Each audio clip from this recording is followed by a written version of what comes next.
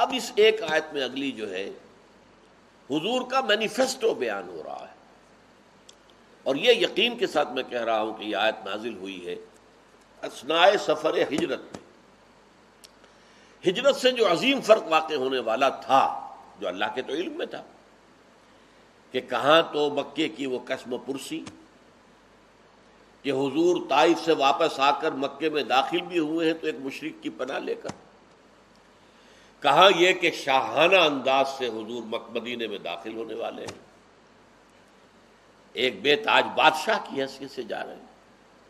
کہاں مکے والے جو ہیں وہ پیچھے لگے ہوئے تلاش کرنے کے لیے، پکڑنے کے لیے، زندہ یا مردہ جو لے آئے محمد کو 100 اونٹ ملیں گے اسے،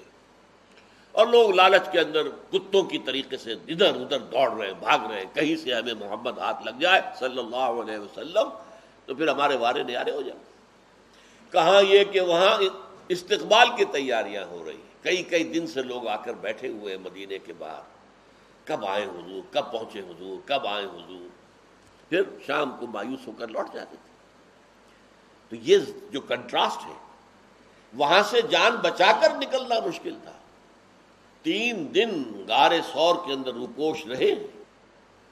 یہاں استقبال ہوا ہے اور شادیانے بجے ہیں، بچیوں نے گانا بھی گایا ہے، چھوٹی چھوٹی بچیوں نے دف کے ساتھ، طلع البدر علینا، طلع البدر علینا، ہم پر چاند طلوع ہو گیا ہے، قد وجب الشکر علینا، ہم پر اللہ کا شکر واجب ہو گیا کہ اللہ کا رسول ہمارے ہاں آ گیا۔ بڑے بڑے جو ان کے سردار تھے ایمان لا چکے تھے، عبداللہ ابن ابی جو ہے، چاہے وہ اسلام نہیں لایا تھا، وہ غزوہ بدر کے بعد ایمان لایا ہے، لیکن سپورٹ کر رہا تھا بظاہر، تو اس نے کہا تھا کہ محمد صلی اللہ علیہ وسلم مدینے میں سب سے بڑا اور اعلیٰ مکان میرا ہے، میرے مکان میں آ کر ٹھہریے۔ حضور نے فرمایا کہ یہ اللہ کا فیصلہ ہے، یہ اللہ کی اونٹنی ہے، جہاں یہ ٹھہرے گی وہیں ٹھہروں گا۔ اس لیے کہ اس میں بہت بڑی بات تھی کہ اگر وہ اپنی حیثیت بنا لیتا حضور کے میزبان کی حیثیت سے تو اس سے وہ غلط فائدے اٹھاتا۔ بہرحال یہ آیت جو ہے اثناء سفر ہجرت میں، تو یہ گویا کہ مینیفیسٹو ہے، الذین ان مکناہم فی الارض، وہ لوگ کہ اگر ہم زمین میں انہیں تمکن عطا کر دیں، غلبہ عطا کر دیں، حکومت عطا کر دیں، اختیار عطا کر دیں، الذین ان مکناہم فی الارض، جیسے کہ آپ کہتے ہیں پارٹی مینیفیسٹو ہے، اگر ہماری حکومت بنی تو یہ کریں گے، یہ کریں گے، یہ کریں گے، یہ کریں گے، یہ مینیفیسٹو ہوتا ہے۔ اگر محمد کی حکومت بن گئی صلی اللہ علیہ وسلم تو کیا کریں گے؟ الذین ان مکناہم فی الارض اقاموا الصلاۃ وآتوا الزکاۃ، پہلے تو نماز قائم کریں گے۔ یہی وجہ ہے کہ 3 دن اگر قباء میں قیام کیا تو وہاں بھی مسجد کی بنیاد رکھ دی، مسجد قباء،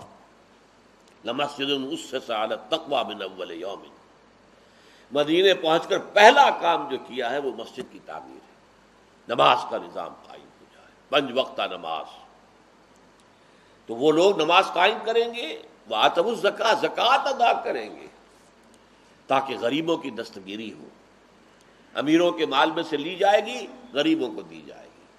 یؤخذ من اغنیائہم ویرد الی فقرائہم، تاکہ معاشرے کے اندر کوئی شخص بھی بھوکا نہ رہے، کوئی بھی ایسا مفلوق الحال نہ ہو، کوئی بھی رات کو بھوکا نہ سوئے۔ یہ نظام قائم کرنا ہے، کفالت عامہ کا نظام۔ ایک چیز کا تعلق اللہ سے ہے، نماز، پہلا کام نماز قائم کرنا، الذین ان مکناہم فی الارض اقاموا الصلاۃ۔ نمبر 2، انسانوں کے اندر اعتدال، عدل، اور ان کے اندر ایک ایسا منصفانہ معاشی نظام پیدا کرنا کہ کوئی بھوکا نہ رہے، ہر ایک کی بنیادی ضروریات کی کفالت ہو جائے۔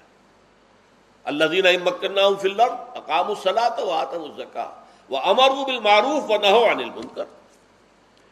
پھر ہر معروف کا وہ حکم دیں گے، کرو یہ کام۔ اب تو اختیار کے ساتھ ہوگا، اتھارٹی کے ساتھ ہوگا، اب حکومت کے درجے میں ہو رہی ہے، لہذا اب جو ہے معروف کو نافذ کیا جائے گا۔ پہلے تو یہ ہے کہ آپ کا اختیار کوئی نہیں ہے، آپ بھی اس وقت نہی عن المنکر اور امر بالمعروف کے مکلف ہیں، لیکن سب سے پہلے تو آپ کا دائرہ ہوگا آپ کا گھر، اپنے اہل و عیال کو حکم دیجیے، اس لیے کہ وہاں آپ کو ایک اختیار حاصل، باقی لوگوں کو تو آپ مشورہ دے سکتے ہیں نا، بھائی یہ کام کرو، یہ کام نہ کرو،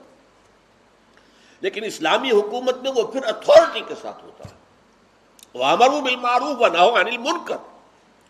منکر کا استئصال کر دیا جائے گا، اسے قوت کے ساتھ ختم کیا جائے گا۔